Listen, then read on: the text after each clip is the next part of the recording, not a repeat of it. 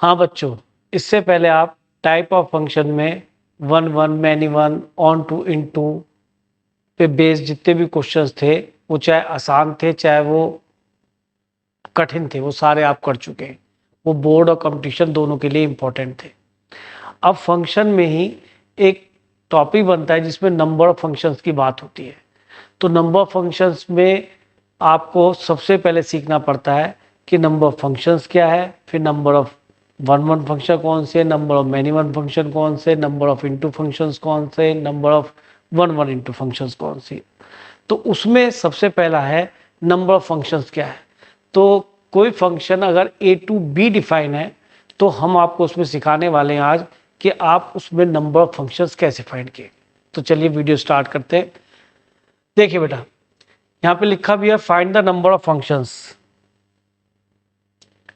अगर कोई function define है ए टू बी सच दैट कि नंबर ऑफ एलिमेंट अगर किसी सेट में एल है और दूसरे सेट जो कि बी है, जो mapping F A to B हो रहा है बेटा, आप देख ही रहे हैं, तो उसमें राइट में एल। तो मैंने देख कितना अच्छा किया, जनरली बुक्स में एम और एन लिखा होता है तो बच्चा कंफ्यूज होता है एम कहाँ है और एन कहाँ है।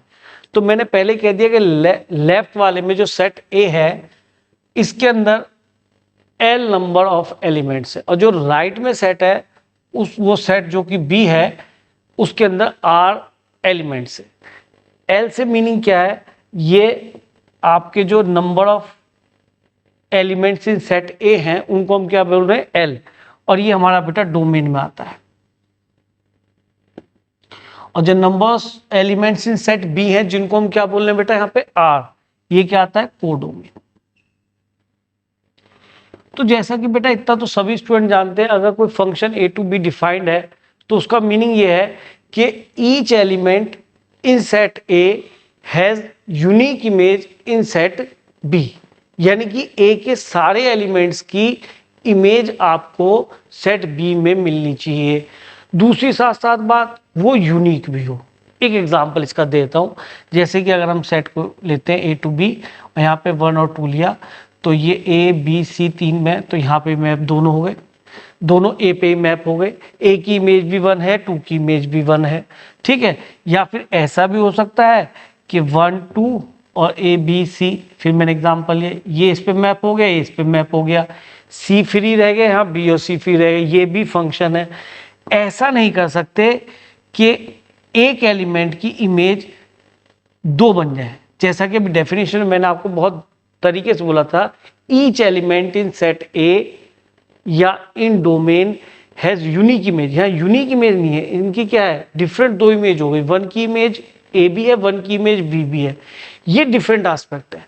1 की इमेज एक ही है विच इज ए, 2 की इमेज भी एक ही है विच इज ए। यहां पे ये फंक्शन ही नहीं है, ठीक है। अच्छा, दूसरा, अगर मान लीजिए 2 को भी यहां सेट कर दे, अब भी ये फंक्शन नहीं है। दूसरा ये भी हो सकता है, अगर 1 को मैं ए से रिलेट कर दूं और 2 को किसी से रिलेट ना करूं, तो अब इस वजह से फंक्शन नहीं है, क्योंकि डेफिनेशन बोला गया था कि each element of A has unique image in set B. तो भैया उसके अंदर तुमने 2 की इमेज नहीं निकाली तो फंक्शन कहां से होगा, तो ये भी हमारा फंक्शन नहीं होगा। तो यहां तो मैंने आपको थोड़ा सा एक आइडिया दिया कि फंक्शन कब होगा और कब नहीं होगा। तो अब हम यहां पे स्टार्ट कर देते हैं अपना कि हमें किस तरीके से नंबर फंक्शंस फाइंड करने। तो उसके लिए थोड़ा सा आप ध्यान देंगे तरीके से तो आपको नंबर फंक्शंस के बारे में आइडिया हो जाएगा। बहुत ही स्पेशल क्वेश्चन है, कंपटीशन और बोर्ड दोनों के लिए इंपॉर्टेंट है और इजी बहुत है। अगर एक बार हमने पैटर्न पकड़ लिया तो आपको फील हो जाएगा कि हाँ पे बड़े इजी क्वेश्चंस हैं, हम हमेशा याद कर पाएंगे। देखो बेटा, तो बेटा यहाँ पे हमने केसेस बनाने स्टार्ट किए बिना कुछ सोचे, आराम से। हमने एक केस कंसीडर करा कि भाई सेट ए में 1 2 3 एलिमेंट्स थे और सेट बी में ए और बी एलिमेंट्स थे। अगर मैं एक ऐसा केस ले लूं कि सेट ए में 1 2 3 एलिमेंट्स है और सेट बी में ए और बी एलिमेंट है, तो 1 की मैपिंग किससे हो सकती है सर, ए से भी हो सकती है। 2 की मैपिंग सर ए से भी हो सकती है सर। 3 की मैपिंग ए से भी हो सकती है। एक बच्चे ने क्या किया, तीनों एलिमेंट्स की मैपिंग एक से कर दिया या तीनों एलिमेंट्स को ए से रिलेट कर दिया। दूसरा बच्चा कहता है कि जी मैपिंग तो ऐसे भी हो सकती है, फिर 1 2 3 ए बी, कि सर मैं तो 2 को 1 को भी बी से रिलेट करूंगा, 2 को बी से रिलेट करूंगा और 3 को भी बी से रिलेट करूंगा। क्या ये फंक्शन है? कि हाँ फंक्शन बिल्कुल है, क्योंकि आपने सेट ए के सारे एलिमेंट्स को कोई ना कोई इमेज दे दी है, that is B. A free रहेगा, कोई दिक्कत नहीं। अब यहाँ पे स्टूडेंट कहता है कि सर अगर हम यही सोचे केस तो केस ऐसे ही बन सकता है। यहाँ पे लिया उसने 1 2 3 ए बी, उसने कहा सी तो नहीं है खैर, ए बी, उसने कहा सर मैं तो 2 को ए से रिलेट करूंगा और बी को इससे करूंगा। तो अब दिमाग में आया कि सर ऐसे तो आप 2 को जो रिलेट कर रहे हो 1 और 2 को जो ए से रिलेट कर रहे हो, तो ऐसा तो मैं ऐसा तब भी कर सकते थे कि इनको हम 1 2 3 हो सकता है कि हम 2 और 3 को ए से रिलेट करते और बी को अलग कर देते, 1 को बी से रिलेट कर देते, कि सर ऐसा भी होता है। तो तीसरा केस और बन सकता है क्या कि 1 2 3 अब की बार ए से रिलेट किया, अब की बार हम देखो पहले यहां से लिया था 1 2, फिर दोबारा लिया मैंने 1 3, अब क्या ले लेता हूं 2 3 और एक बार ले लेता हूं 1 3 को ए से रिलेट कर दिया। तो यहाँ पे आपको पता पड़ गया कि सर यहाँ पे हमने किन्हीं 2 को उठाया और एक से रिलेट किया, और एक से क्या पहले ए से रिलेट किया 1 2 को, फिर 2 3 को ए से रिलेट किया, फिर 1 3 को ए से रिलेट किया। तो ये काम तो बी के साथ भी हो सकता है। अब की बार बी के साथ ये काम करना चालू कर दिया 1 2 3 ए बी। ध्यान से देखना बेटा सारी बातें, क्योंकि हमें ये पता होना चाहिए कि जो हम करने वाले हैं वो हो क्या रहा है। हो क्या रहा है कि हम फॉर्मूला लर्न कर लेते हैं, फिर वहां भूल जाते हैं और समझ नहीं पाते कि हमें करना क्या है। अब ये जो काम 2 एलिमेंट ए से रिलेट हुए, अब मैं क्या करने वाला हूं कि अब की बार मैं 2 एलिमेंट को बी से रिलेट करता हूं। तो इस बार 1 और 2 को मैंने बी से रिलेट किया, फिर मैंने जैसे यहाँ पे ए से 2 और 3 को किया था, अब 2 और 3 को बी से रिलेट किया। ऐसे यहाँ पे मैंने जैसे 1 और 3 को किया था, 1 और 3 को मैंने बी से रिलेट किया। डेफिनेटली अब मैं दूसरा वाला एलिमेंट ए से, ये भी ए से और ये भी ए से एलिमेंट करने वाला, वो सॉरी रिलेट करने वाला हूं। तो इस तरीके से हम ये देख पा रहे हैं कि 2 2 4 2 6 2 8 हमें फंक्शन मिले। आप इससे ज्यादा बनाने की कोशिश करें, आपके इससे ज्यादा फंक्शंस नहीं बनेंगे। क्यों? क्योंकि यहाँ पे बहुत अच्छा सा एग्जाम्पल लिया जा सकता है। हम एक क्वेश्चन बनाने वाले हैं इसके ऊपर, जो आपको आगे नजर आएगा कि कितने तरीके से हम 3 बॉल्स को 2 बैग में डाल सकते हैं। आप देखिए वही तरीके हैं, ध्यान से देखो। हो सकता है हम तीनों बॉल एक ही बैग में डाल दें, हो सकता है ये तीनों बॉल दूसरे बैग में डाल दें, यानी बैग भी डिफरेंट है और बॉल्स भी डिफरेंट है। फिर हमने सोचा कि सर ये दो शुरू की 2 बॉल A1 और 2 जिसके नाम है उसको ए में डाल दे, तो बच्ची तीसरी बॉल बी में डाल दें।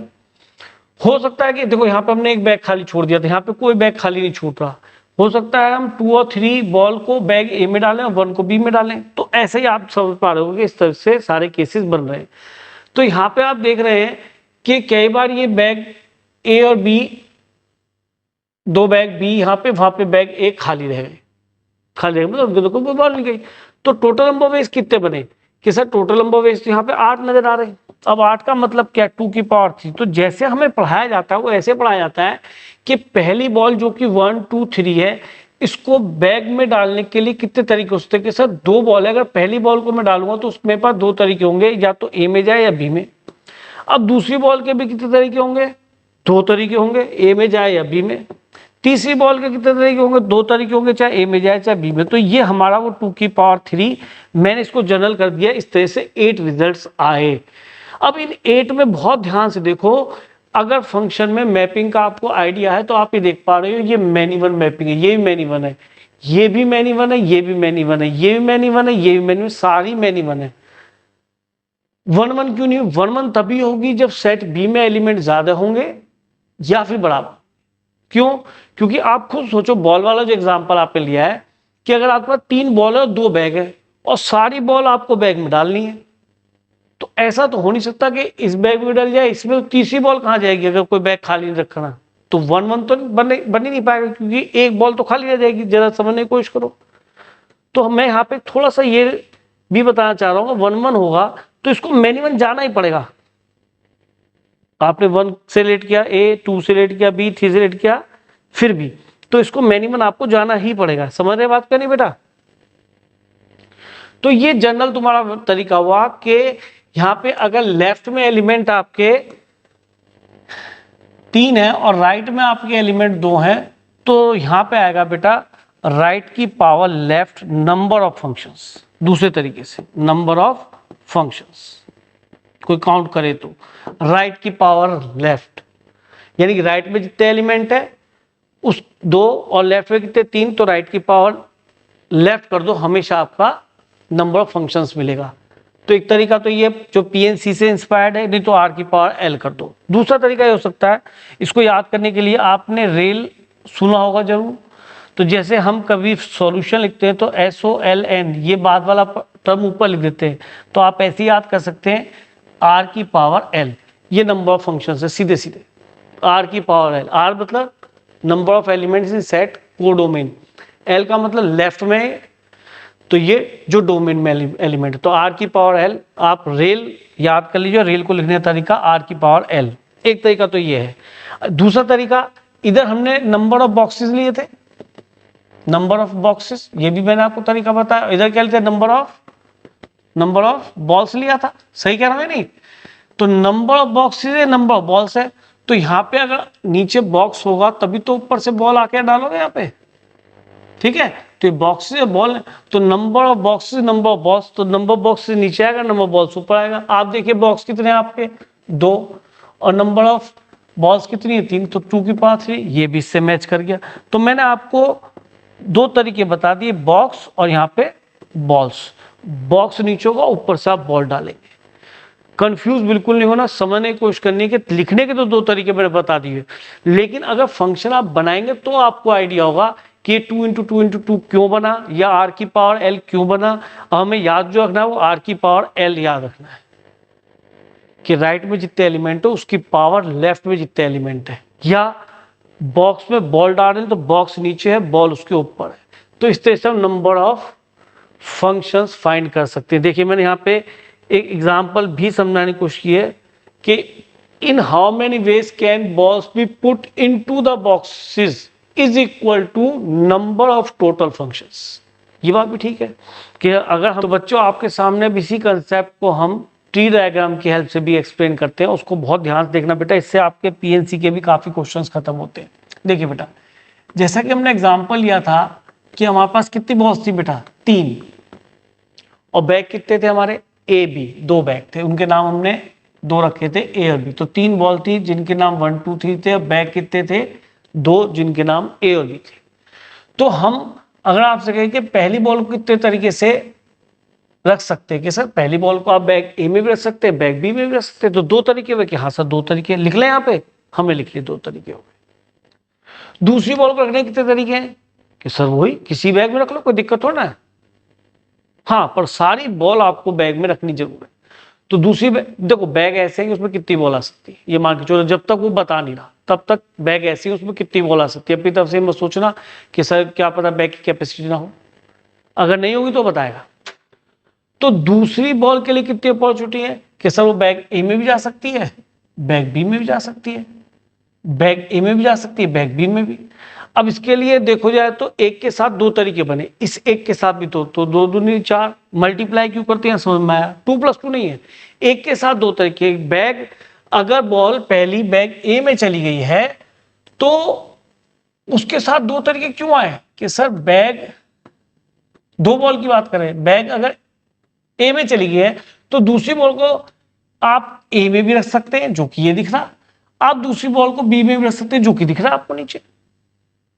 तो एक के साथ 2 हो गए ना, इस एक के साथ और इस एक के साथ भी कितने 2, तो 2 दूनी 4 हुए ना, 4, 2 + 2 नहीं, 2 दूनी 4। अच्छा जी, आपको बच्चा के सर अगर हमारी बॉल 1 2 3, अभी मैं 2 बॉल रख रहा हूं बेटा, बस एक बात समझ लीजिए, अभी मैं 2 बॉल रख के दिखा रहा हूं आपको।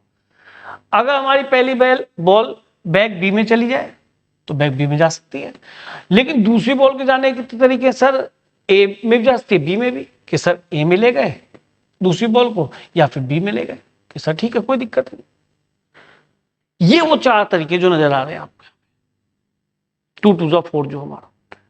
लेकिन हमें तो सर सारी बॉल रखनी है, तो तीसरी बॉल को रखने के कितने तरीके होंगे, सर फिर वही 2 होंगे, या तो ए में जाए या फिर बी में।